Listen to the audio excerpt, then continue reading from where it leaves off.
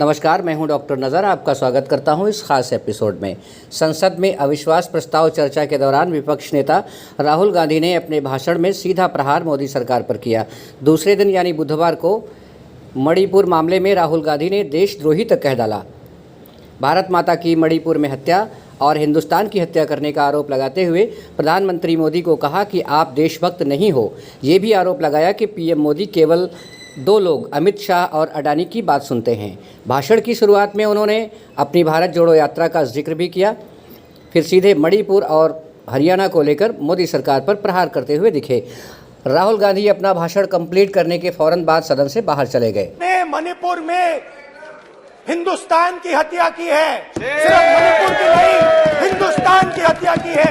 इनकी राजनीति ने मणिपुर को नहीं, हिंदुस्तान को मणिपुर में मारा है। हिंदुस्तान को कत्ल किया है, हिंदुस्तान का मर्डर किया है मणिपुर में। जैसे मैंने भाषण के शुरुआत में बोला, भारत एक आवाज है, भारत हमारी जनता की आवाज है, दिल की आवाज है। उस आवाज की हत्या आपने मणिपुर में की। इसका मतलब भारत माता की हत्या आपने मणिपुर में की।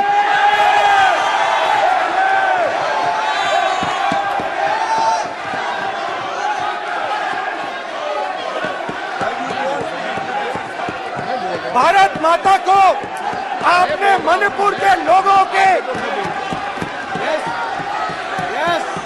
मारा, आपने मणिपुर के लोगों को मारकर भारत की हत्या की है।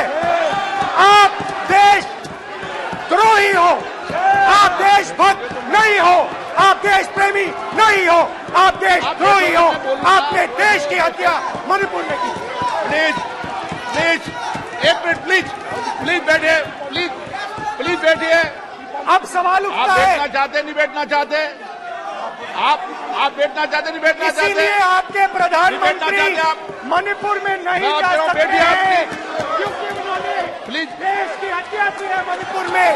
मणिपुर में हिंदुस्तान की हत्या की है, भारत माता की हत्या की है। मणिपुर में, मणिपुर के लोगों के दिल में। प्लीज एक मिनट बैठिए। आप एक तो सवाल उठता है, एक मिनट बैठिए, एक मिनट। आप भी विराजे, आप भी विराजे, आप भी विराजो, आप भी विराजो।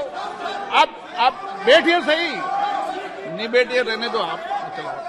आप बैठिए, आप प्लीज बैठिए, आप प्लीज। आप बोल रहे फिर आप भारत माता के रखवाले नहीं हो, आप भारत माता के हत्यारे हो। Please Manas please Manas please please please please please please. देखिए माननीय सदस्यगण, प्लीज माननीय सदस्यगण, भारत मां हमारी मां है। हमें सदन में बोलते समय संयम बरतना चाहिए।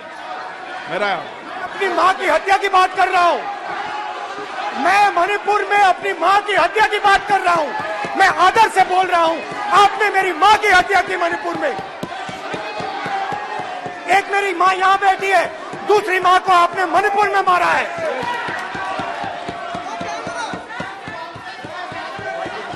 और हर रोज जब तक आप हिंसा को बंद नहीं करोगे, तब तक आप मेरी मां की हत्या कर रहे हो।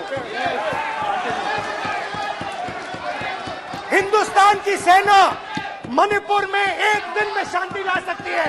हिंदुस्तान की सेना का प्रयोग नहीं कर रहे हो, क्योंकि आप हिंदुस्तान को मणिपुर में मारना चाहते हो।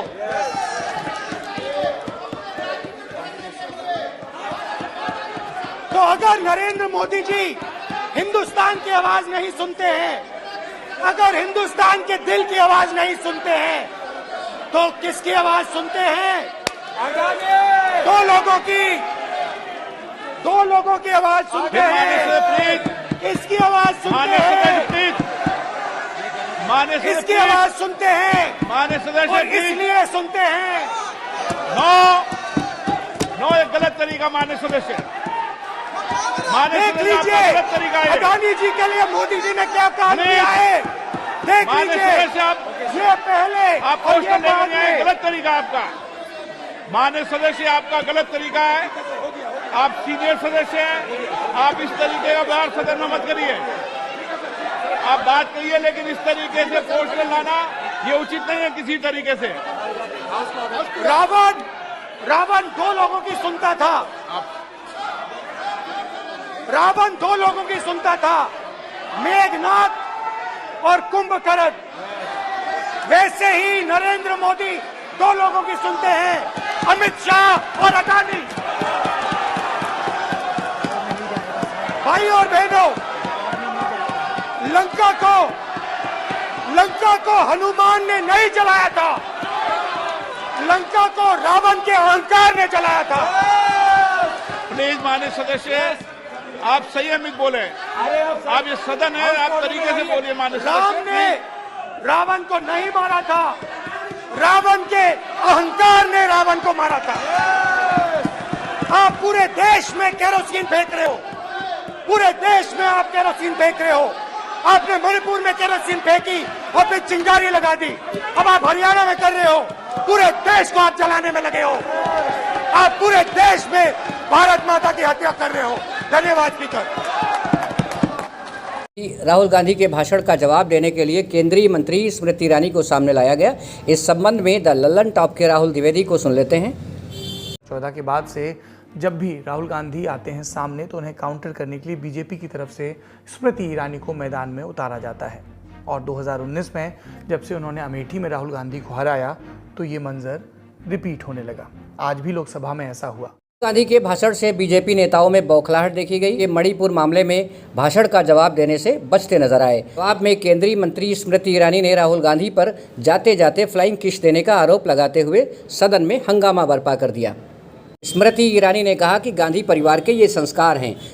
सदन में उन्होंने फ्लाइंग किस दिया था या नहीं, सदन के कैमरे में कैद नहीं हो पाया क्योंकि स्मृति ईरानी ने राहुल गांधी पर जाते जाते फ्लाइंग किस का आरोप लगाया है। ये जांच का विषय है। बीजेपी नेता 22 महिला सांसदों ने हस्ताक्षर कर एक शिकायती पत्र भी स्पीकर महोदय को सौंपा है और कार्रवाई की मांग की। हालांकि बीजेपी की सांसद हेमा मालिनी ने कहा कि उन्होंने राहुल गांधी को फ्लाइंग किस करते नहीं देखा। आइए स्मृति ईरानी का ये वीडियो। एक बात पर मैं आपत्ति अभी दर्ज करती हूं अध्यक्ष जी,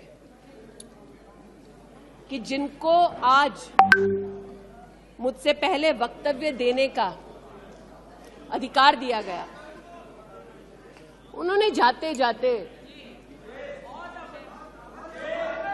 एक अभद्र यहां पर लक्षण के दर्शन दिए। It is only a misogynistic man who can give a flying kiss to a parliament which seats female members of parliament. ऐसी गरिमा विहीन आचरण को इस देश के सदन में कभी नहीं देखा गया। आज इस सदन में उल्लेख हुआ है कि ये यात्रा में गए और यात्रा में क्या आश्वासन दिया कि अगर इनका बस चले तो धारा 370 ये पुनः स्थापित कर दे। विपक्ष के नेता राहुल गांधी के भाषण का जवाब देने के बजाय पीएम मोदी ने अपने भाषण के दौरान सीधे पाकिस्तान को निशाना बना दिया। पीएम मोदी का वीडियो। कांग्रेस पार्टी और उनके दोस्तों का इतिहास रहा है कि उन्हें भारत पर, भारत के सामर्थ्य पर कभी भी भरोसा नहीं रहा है। भाषण पूरा नहीं हुआ। आदरणीय अध्यक्ष जी, और ये विश्वास किस पर करते थे? मैं जरा आज सदन को याद दिलाना चाहता हूं। पाकिस्तान सीमा पर हमले करता था। हमारे यहां आए दिन आतंकवादी भेजा जाता था और उसके बाद पाकिस्तान हाथ ऊपर करके मुकर जाता था, भाग जाता था, बोले हमारी तो कोई जिम्मेवारी नहीं है, कोई जिम्मा लेने को तैयार नहीं होता था। और इनका पाकिस्तान से ऐसा प्रेम था कि वो तुरंत पाकिस्तान की बातों पर विश्वास कर लेते थे। पाकिस्तान कहता था कि आतंकी हमले होते रहेंगे और बातचीत भी होती रहेगी। इन्हें यहां तक कहते हुए पाकिस्तान कह रहा है तो सही कहता होगा, ये इनकी सोच रही है। कश्मीर आतंकवाद की आग में दिन रात सुलग रहा था, जलता था, लेकिन कांग्रेस सरकार का काम कश्मीर के आम नागरिकों पर विश्वास नहीं था। वे विश्वास करते थे हुर्रियत पर, वे विश्वास करते थे अलगाववादियों के पर, वे विश्वास उन लोगों पर करते थे जो पाकिस्तान का झंडा लेकर के चलते थे। भारत ने आतंकवाद पर सर्जिकल स्ट्राइक किया, भारत ने एयर स्ट्राइक किया। इनको भारत की सेना पर भरोसा नहीं था, उनको दुश्मन के दावों पर भरोसा था। ये इनकी प्रवृत्ति थी। अध्यक्ष महोदय, आज दुनिया में कोई भी भारत के लिए अपशब्द बोलता है तो इन्हें उस पर तुरंत विश्वास हो जाता है, तुरंत उसको कैच कर लेते हैं। ऐसा मैग्नेटिक पावर है कि भारत खिलाफ हर चीजें वो तुरंत पकड़ लेते हैं। जैसे कोई विदेशी एजेंसी कहती है कि भूखमरी का सामना कर रहा कई देश भारत से बेहतर है, ऐसा झूठी बात आएगी तो भी पकड़ लेते और हिंदुस्तान में प्रचार करना शुरू कर देते, प्रेस कॉन्फ्रेंस कर देते हैं। भारत को बदनाम करने में क्या मजा आता है। दुनिया में कोई भी ऐसी बेतुकी बातों को मिट्टी के ढेले जैसी जिसकी कीमत ना हो, ऐसी बातों को तवज्जो देना ये कांग्रेस की फितरत रही है और तुरंत उसका भारत में एम्पलीफाई करना, प्रचार करना, पूरी कोशिश टीम लग जाती है। इन पूरे भाषणों के बाद महिला आयोग की बात भी सुन लेते हैं कि उन्होंने क्या कहा। यूनियन WCD मिनिस्टर बहुत गुस्से में है, पर मुझे समझ नहीं आता ये गुस्सा कहां जाता है। मणिपुर में लड़कियों को नंगा करके घुमाया जाता है, मोलेस्टेशन किया जाता है, उनके साथ गैंगरेप किया जाता है, तब इन्हें गुस्सा नहीं आता। हर दिन देश के किसी ना किसी कोने से इतनी डराने वाली रेप की घटना सामने आती है, तब यूनियन WCD मिनिस्टर को गुस्सा नहीं आता। गुस्सा आना चाहिए, पर गुस्सा मुद्दों पे आना चाहिए और उसके बाद एक्शन होना चाहिए, नहीं तो ऐसे बेटी बचेगी और ऐसे बेटी पड़ेगी। मणिपुर मामले में बीजेपी नेताओं का जवाब देने से बचना साफ इशारा करता है कि उनके पास जवाब नहीं है। बने रहिए हमारे साथ।